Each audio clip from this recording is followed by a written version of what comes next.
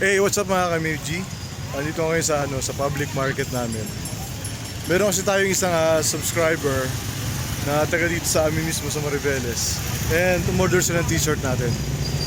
So yun, i-deliver ko na lang. And after nito, pupunta ako sa isang coffee shop dito sa Mariveles. Kasadyain ko talaga siya guys And yun, kasi di ba may nagaganap na coffee war sa ating community.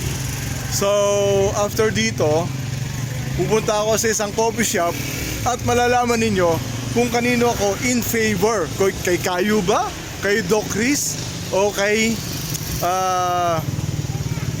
Gossip Central? So yun, mamaya guys, makikita ninyo kung kanino ako in favor. Okay? For the meantime, gagala ko kayo sa loob ng market namin. So yan.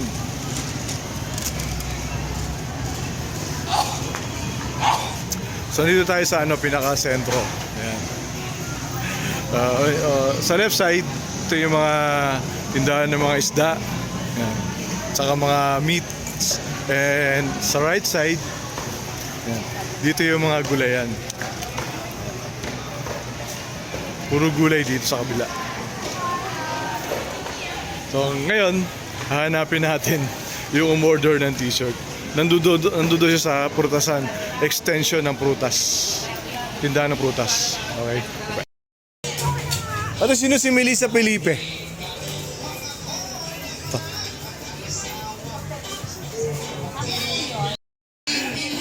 Ayun siya guys.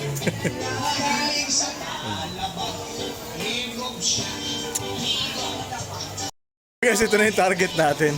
Si Ate Melissa. Dapat niya rito, tapos ito yung tindahan niya.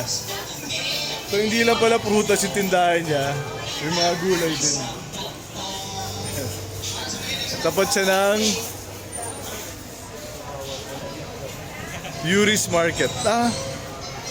Yuri's Store. Bye-bye.